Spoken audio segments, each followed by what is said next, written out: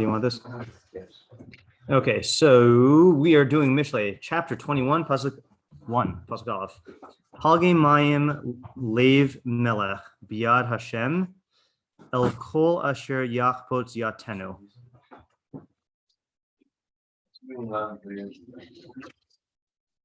Yeah, I think that's, I don't know why it's lev instead of lev, but yeah.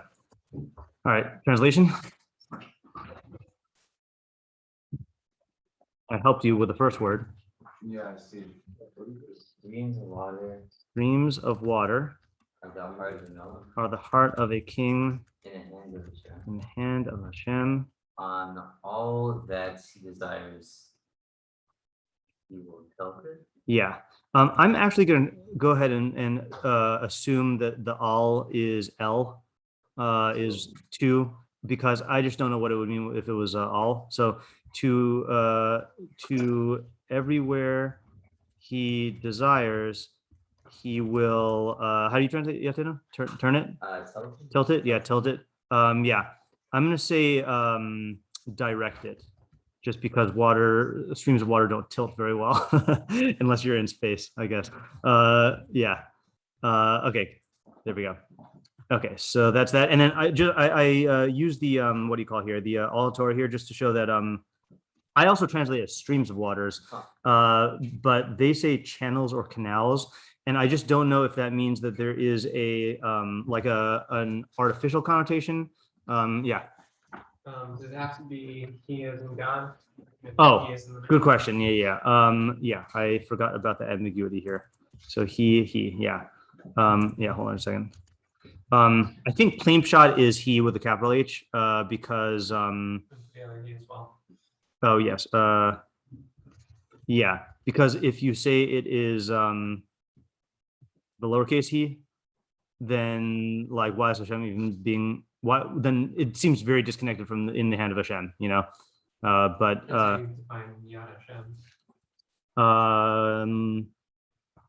oh, you're saying, hold on, I'm just confused here. Polygamy mayim lev melech biad Hashem.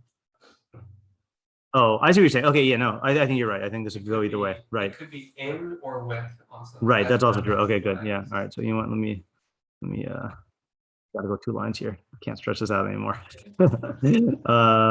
With the hand of Hashem, you said? In or with? Yeah. Okay, good. Okay, so Mitzus Tion says polygamy mayim means amas hamayim, which I think amas hamayim is like a canal or a channel. That's artificial, I think. Again, I'm not really sure of the connotation here. So that's that. Sadigon says lev hamelech be'inyan hamashma'as lashem kepolygamy mayim. So here he really inserts an interpretation here. The heart of a king, be'inyan hamashma'as lashem. You know what mashma'as is, or mishmas? I don't know how to say. Yeah, in regards to obedience to Hashem, kepolygamy mayim is like streams of water. L, so you see he does change it to L. L kol asher yachpotz yatenu, towards everything, to everywhere he desires, or he desires. Oh, actually, maybe this is dafka lowercase h, right? Roy shiatanu. Yeah. Oh, really? Also, he/he desires. Sorry, it is appropriate for, that's why I think it's lowercase h, for him to turn it. I thought it was uppercase, lowercase. Oh, I see what you're saying. Oh, okay, yeah, you're right. Correct. All right, that makes a lot more sense. To what is it? Direct it. Yeah. Okay. Yeah, I think you're right. Okay, and then the Targum I only put here, but I think it's just a straight up translation. Tiafe demaya. So I looked up tiafe. Tiafe is just ama, like a stream. Demaya libe de malka. So like streams of water is the heart of a king. But aidoi de elaka, in the hand. I don't know if this is a typo. I don't know if it's supposed to, if that aleph is not supposed to be there. What does yours say? Does it say aidoi? Okay, fine. So maybe that's, I don't know. I don't know what all is doing, because Yadoi is hands, but the alaka of Lasar de Tzave Nirchanle, and to wherever he wherever he wants, he will incline it. Yeah, all right, so I think that's just the same. Art Scroll says, like streams of water is the heart of a king in the hand of Hashem. Wherever he wishes, so he directs it. Okay, fine. So that's already taking a stance there. Living Knox says the heart of a king is like streams of water in God's hand. He inclines it in whichever direction he desires. All right, that's nothing new. Alter says water streams, a king's heart in the hand of the Lord. Wherever he desires, he diverts it. Oh, so this one I chose, I included his footnote here because he does say, he says, this proverb appears to play on the idea expressed elsewhere that there are deep waters in a man's heart. Yeah, so there is an analogy already of water and heart. Okay, the proverb is also cast in a riddling form. What could it mean that a king's heart is streams of water in God's hand or power? That God, like an engineer, can divert the channels into whatever course he chooses. Okay, I don't know why he has to say that. Okay, fine. Okay, so questions and problems. I think there's probably an obvious one. Who are these? Okay, who are the he's? Yeah, fine. Okay, so that'll be a shot question, right? Which is who are the he's? He's. What does it mean that the heart of the king are channels of water? Yeah, what is the analogy of the heart of a king and channels of water? Yeah, what does and I'm not going to repeat the he question on every single thing, right? So but what does Yachpots refer to? I there's another way to translate Yachpots, by the way, other than desire. Well, No, I don't think so. I mean, you could say wills, but that'd be like under desire, but there's like a completely different meaning. That I think is only in rabbinic Hebrew, like a chavta, yeah. So it means to delight, okay, or to like take pleasure in, okay. Yeah. But isn't there like an obvious question here? what does it mean to be Hashem? Yeah, what does it mean to be Hashem? That's going to be the central question here. What does it mean that the king's heart is biad Hashem, right? And what's problematic about that? That's not just like a she'ela, that's a kushya. Everything is God. Okay, so it's fine. You can go either way, right? So you either say everything. Okay, well, we're definitely taking it that's a fair point, Mati, right? Is that God doesn't have a hand, but so you can either say everything is biad Hashem, okay, or bechirah is not, right? So in other words, either way you say it is problematic. That if you're saying biad Hashem in the most general sense, then what's the chiddush? Why focus on the king's heart? Or if you're saying in the specific sense, we say how kol b'dei shemayim chutz mi'ira shemayim. Everything is in the hand of Hashem except for free will. So this is the one thing that's not biad Hashem. So why does it say that it is? Yeah. With the stream of water, is this just the heart of the king, or is it something that like everyone has? Okay, good. So I'm going to actually frame the question differently. I think this is the same question. Okay, is who? First of all, I guess who? What is meant by melech in this context? That's the first question. And then the other question is melech? I would say streams of water you need to melech. Okay, so let's say is the phenomenon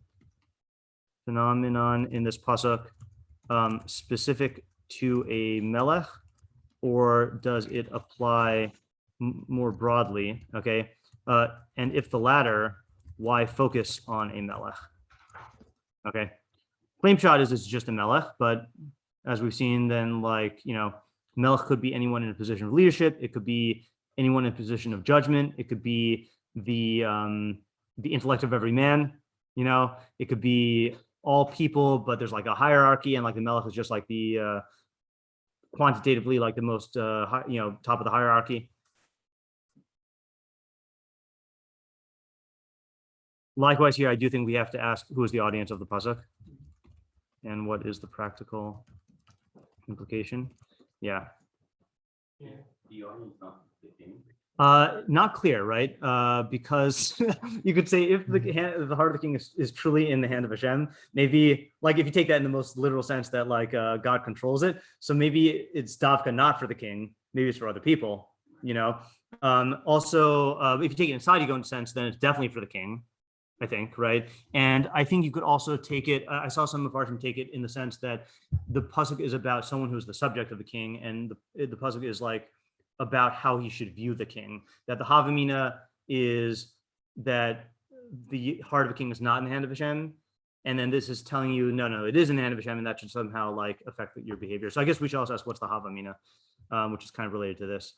I'm going to actually include it in the same question. What is the Hava Amina? Yeah, Yaakov?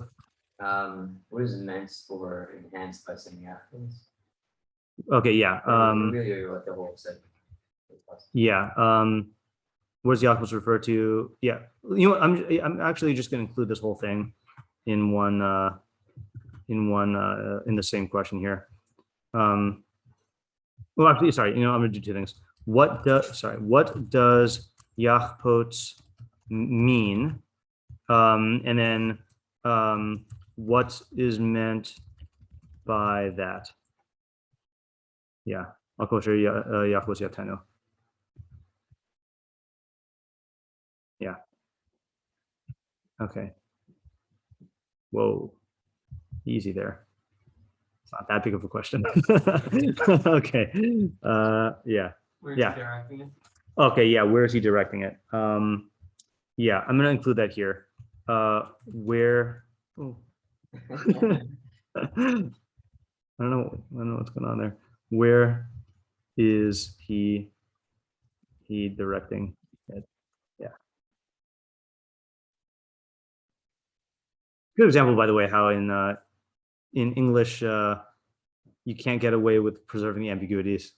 You know, I mean, I guess in certain cases you dafka can, and Hebrew forces you the other way, and you know, but yeah, it's interesting. Yeah, the fact that Hebrew can be more ambiguous, or oh yeah, well, it's an advantage and disadvantage, right? Because if you're trying to incorporate multiple meanings, then this kind of forces you to formulate it according to one. But yeah, it's a trade-off. Okay, is that it? We asked what's the metaphor of polygamy, right? Yeah. Okay.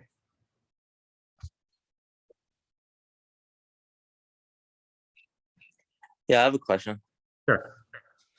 Yeah, if we're saying that, you know, to everywhere he desires, meaning wherever God desires, and it is appropriate for him to direct it, meaning the individual. Mm-hmm. Like, does that mean that, yeah, reciting on, does he mean that like there's no free will? Right. That was one of our questions here. That what does it mean that the king's heart is B'yad Hashem? Everything is B'yad Hashem, or bechirah is not, meaning that it seems to be like a denial of bechirah. All right. In other words, is this a denial of bechirah? I'll put that more explicitly. Yeah, David? Or we say that, okay, we're talking about the Lev Melech and then Yatenu, if we're talking about he being the king. Yeah. I feel like it's easier to direct your mind somewhere than your heart. Oh, we forgot to ask what Lev is. Okay. Right. Yeah. So that's the question that you're answering. So I just want to put that here. No. What does Lev mean? Okay. Mind, emotions, or something else. Right. Those are always the three options. Okay. Yeah. So you're saying that your move you're making now is assuming that Lev is not mind, right? I didn't even open up that possibility. Okay. So. No, you can take that approach. I mean, I think you can still say what you're going to say. Okay. I mean, if you're going to take the approach that's to the emotions, then yeah, it's harder to. I feel like this is a harder thing to direct your emotions toward than there's something that seems like wherever like God desires or delights. It seems like something you can do easier with your mind than with your emotions. Because your emotions, generally speaking, are hard to control. Is that what you're saying, or? They usually, I feel like they usually go in the other direction. Oh, okay, dafka away from the God's desire. Okay, I see what you're saying. Yeah, right. That's a good point. Yeah, I was working on a pasuk this morning from Koheles.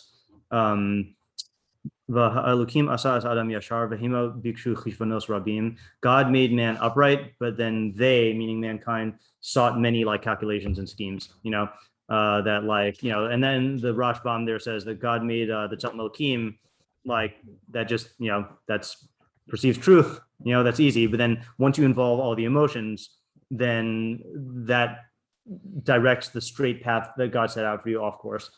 Yeah.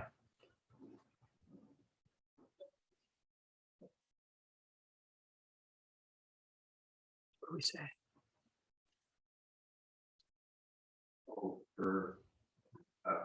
I'll get mine to something good out of it. Sure. With Hashem maybe doesn't mean that God controls it, but like when these people, whoever with knowledge is, when they do good stuff, they are in God's good. Okay. Well, when you say people, do you mean are you taking the? So you're meaning you're saying like people who are in the category of no, oh, fine, yeah. So now just say it again. I just didn't process it. God is controlling them. It's Yeah. just that God appreciates what they do, and they are God right there with. Okay, so you're taking the stance that God delights, right? Appreciates it. Not the problem, but the thing that needs to be worked out according to that is to everywhere he appreciates yatenu. In other words, you still have to answer the question, what does it mean yatenu? He will direct it. Like that does seem to imply God doing something. Yeah, Isaac? I think also the mushal of hand implies like, like moving your hand. Yeah, correct. Right, exactly. Yeah, Ellie? It's not just something that you're beholding. Right. So I don't know, I kind of like thought you going a little bit better because it's appropriate for him to direct. Yeah. I feel like it might literally mean he will direct it. It's almost like giving advice. Yes, yeah. And that gets you out of the bechirah problem also in a way, because it's not saying, according to Sadigon, that God controls it. It's really saying the opposite, that it's acknowledging you have bechirah, or the king has bechirah, and therefore it's appropriate for him to direct it. Right. Yeah, that's good. I just want to make one observation also. I don't know if this is a separate question. I think it's like a mixed metaphor, isn't it? Because if it's talking about streams of water, like, let's say, like, I'm picturing here river, and like it branches off into like deltas or delta or whatever, like, or like, little like streams. You don't direct that with your hand, What was it? Yeah, I guess so. Yeah, right. But in other words, like there, if it's using like, let's think, for example, the piyut that we say on Rosh Hashanah, about kechomer biyad hayotzer, like clay in the hand of a molder, and like fabric in the hand of an embroiderer, and like all this other stuff. Those are all mashalim of things that you actually use dexterity for to manipulate. Streams of water doesn't quite fit the mashal of being in the hand, a controlling hand. Yeah, what were you gonna say, Yaakov? That's shot. Yeah, sure. The lid means your emotions. Okay. And it's telling you that God does. I can say different means, but it's telling you that God does have the ability and will exercise control of purely your emotional realm. Okay, meaning what? Or can you give an example of what that God will exercise control over it? You're talking about like a paro case or what? No.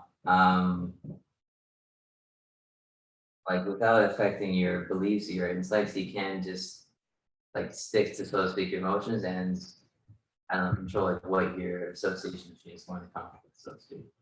You could affect that. It's not like a violation of it. Okay, so it's saying that he can do this. Okay, so let's go with that for a second. We just to acknowledge, by the way, I think we have two approaches on the front burners and one on the back burner. Okay, or maybe two on the back burner, which is, I just want to make sure that we keep track of these things. So Ellie was going with Sadigon, saying that it's not saying that God controls the bechirah. It's saying that the person controls the bechirah, and therefore the king controls his own bechirah, and therefore he should align it with God's will. Okay, right? Then we have what you're saying, which is that God can control your emotions, right? And therefore the question has to be like, so what? Right? Like, what's the implication of that? Sure. Then we have Mati saying that wherever God appreciate, like it's talking about like what causes God delight, so to speak, or appreciation. But then we have to answer the yatenu thing. And then David is just, you weren't taking an approach, you're just pointing out. All right, fine. So we do have one burner left, good. Because I was going to say that they don't make stoves with 5 burners unless you're in an industrial kitchen. We don't have that here. Yeah. Okay, so thinking about water. Yeah. Right, kind of like you were saying, it's not something that like has inherent direction, right? Right. It kind of just follows whatever Exactly. path, right? It Least wants, resistance, and then, yeah. like it goes a certain way. Right. So I would say like the heart of man, right, kind of just goes whichever way it wants, or like tries to go whichever way it wants. Yeah. Right, but it doesn't necessarily. That's not going to control which way it ends up actually going. Right. Right. So if it wants to go one way, but the reality is that it's going to divert a different way. Yeah. And then it doesn't matter what the heart wants, so to say, right? Right. It's just not going to be fruitful. Right. Right. And so it's only through God allowing things, or like through the hand of God, okay. that what Okay. you want is able to manifest. So that is explaining the uniqueness of the mushel, which is that with a stream of water, you can exercise a certain amount of control over where you like, I don't know, like want to urge the water to go, you know? Water wants to move. Right. It has, But it has its own fluid dynamics. That's the, Yeah, right. Yeah, right. exactly. So Yeah. it wants to be moving, but it doesn't really have much control over where it's moving. Right. Right. There are external forces that are going to be controlling whether or not its motion is actually Right. going to be fruitful. So there's a dual contribution to the motion. There's the king himself, and then there's Yeah. whatever influence God has. Yeah. Okay. Good. I like that approach. Yeah, Ariel. I have something to add to that. But, Yeah, maybe you could say that you know, that whatever the king desires, you know, I think it's like a 2-step process. It's like whatever the king desires, what the king like wants to accomplish, like whatever it is, you know, opportunities within that framework will just start opening up because he'll be looking for it. I mean, maybe that's what it means that Hashem, you know, will start. It will be directed to that. I don't know what you mean. Can you give me an example? Because like it doesn't really happen with kings. Like kings want to do a lot of stuff. If I have like a specific mission and a specific mission or a goal or an agenda, I will start seeing opportunities to achieve that, versus if I just don't think about it at all. Meaning I agree with your idea. I just don't see what it has to do with the pasuk. Okay, let me break it down. Okay. I don't know the mushel yet, the streams of water, but you know, like to everywhere, like I'm using he desires as like the melech. Like what to everywhere he desires, meaning like whichever direction he wants to go, or you know what he wants to accomplish, Hashem will direct it, meaning that you know, things that he sees in the world to accomplish it is really through Hashem. Okay. But it's also through his, you know, observations in the world. Okay, so let me try to just take, I have something on Sean's also, but while we're here, let me just try to take an approach with that. And I'm only taking this because I don't know if this is what you're saying or the opposite of what you're saying, okay? Which is that, I think we mentioned earlier that a king, one of the unique things about a king is he has the most ability in all of the land, right? Like he has all the resources and he has authority to do whatever he wants back then, right? So there is a danger that a king is going to view himself as being able to actually generate success. You know, like if he has a project, he can just make it happen. And this pasuk is countering that, saying that his ability to actually enact his plan is dependent on Hashem allowing it. Is that what you're saying, or is that the opposite of what you're saying? Or is that nothing to do with what you're saying? Can you say one more time? I didn't really follow that. King can do whatever he wants. At least that's what he thinks. And the pasuk is telling him, no, you can't do whatever you want.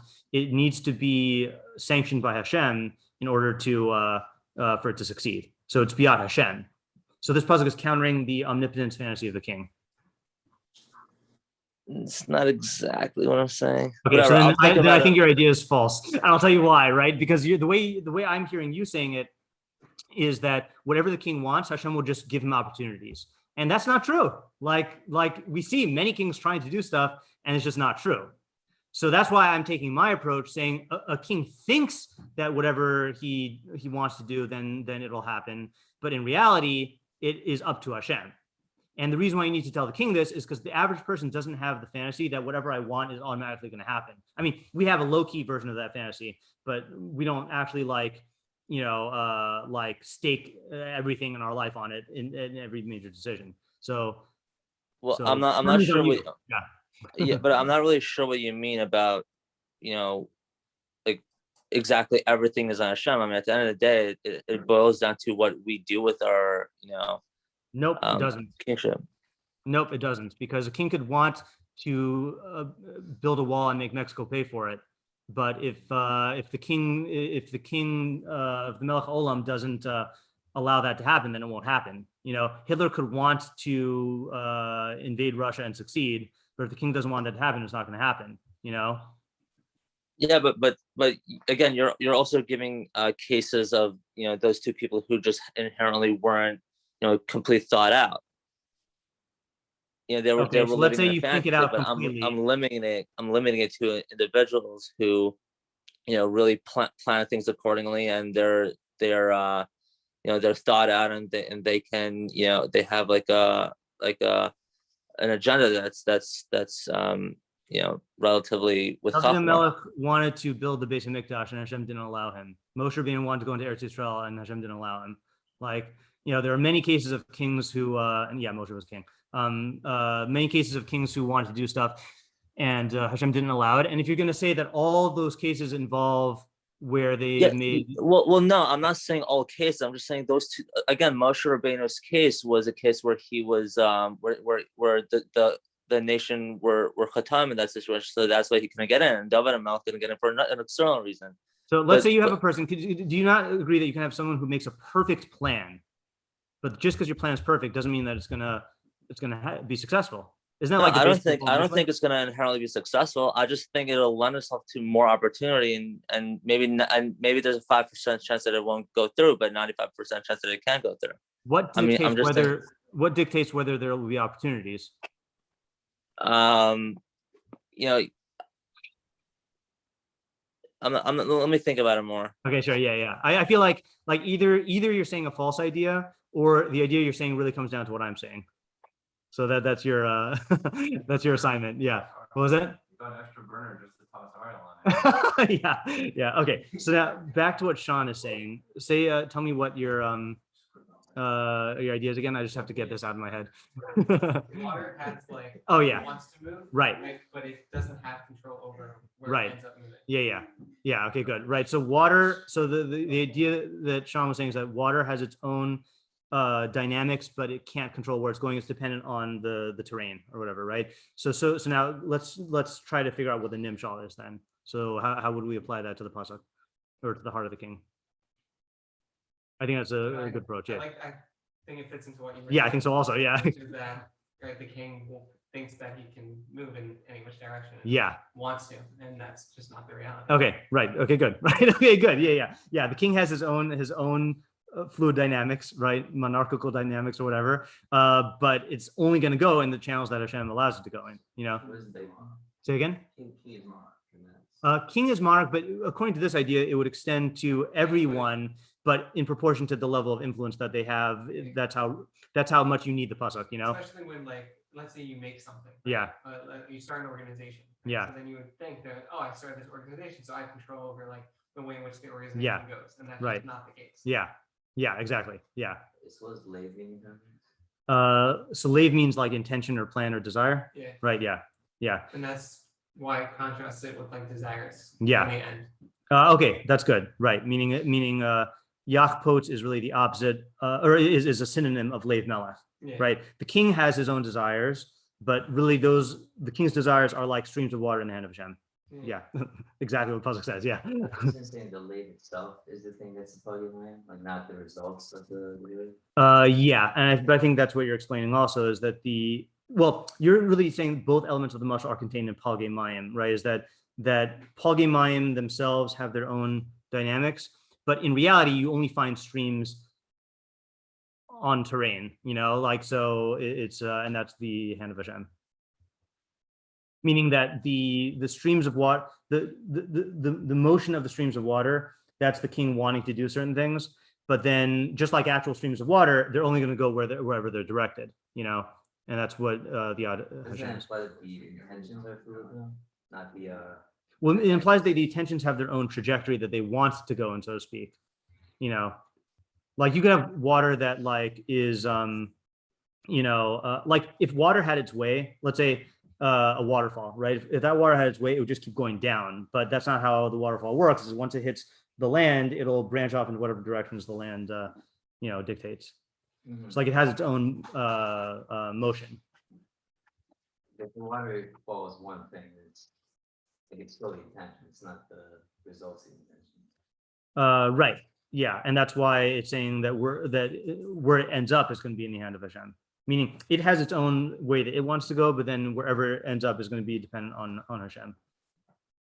Would that imply that you're going to, when reality goes against you, you're gonna not want to go the way you originally wanted to go? I don't think so. The way I'm taking it based on this is like, it means that your intentions combined with whatever the circumstances are will result in something that may or may not be what you want, Ariel, I'm going to lower your hand if that's okay, just because it's distracting. I know you don't know how to lower your hand, but yeah. Yeah. You see what I'm saying? Like the king might want to achieve a certain result, and that will cause him to act in a certain way or to set in motion a certain plan. But then whatever Hashem wills, in terms of the circumstances, will dictate how that plan turns out. So too, like you could like pour out water on a certain thing, and the water is going to want to go one way, but then wherever it ends up hitting and flowing and whatever the angles are, it's going to go in different ways. Right, then the water is not your lake, it's the thing you're trying to create. No, I think it is your lave. It's your intention. You intend/plan to do something. Now, where's that plan going to take you? Wherever Hashem wants. What I'm sensing here is that I think I'm working with a simpler view of polygamy than you are. I think you're splitting it into two components, maybe, or something. I don't know. Anyone can jump in and explain if like I can do a demonstration. I have a water bottle. Like if I pour out a water bottle on this table, and I want the water to remain in the middle of the table. But let's say the table is tilted.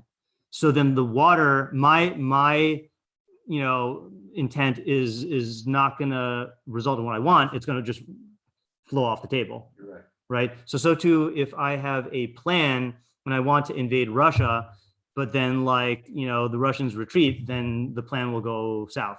I think I understand what's confusing. Sure. Right. It's that in the way that it's explained, the plan has a physical form.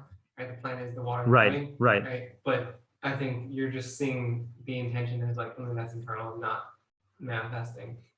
Yeah, I think that's what I meant when I said that I'm viewing it as a more simple analogy, right? Is that the intent and the plan I'm kind of treating as one thing, and you're saying the intent and the plan are two. Yeah, that's a good way to say it. Does that clarify? Like the actualization plan, or like No, the internal whatever you're bringing to the table. Both your desire and what you are trying to do. That's all in lave. Right. And that's be like desperate from the actual results. It is. Right. And that's the point of the pasuk, is that wherever the results of the plan are not in the mashal, according to me. The result, or it's not stated in the pasuk. The results of the plan are really where the water ends up. There's your plan, then there's the reality, and then there's the success or failure. So that corresponds to the water, the direction of Hashem, and then the results are not in the mashal. Yeah, Mati? So in the mashal, your desire is the waterfall, and then God's hand is the bone. Exactly. Yeah. I think that's it. So I have an idea which is very similar. It might even be the same that I wrote up on this pasuk, and this is actually the basis of what became my my politics, my political outlook. Okay, and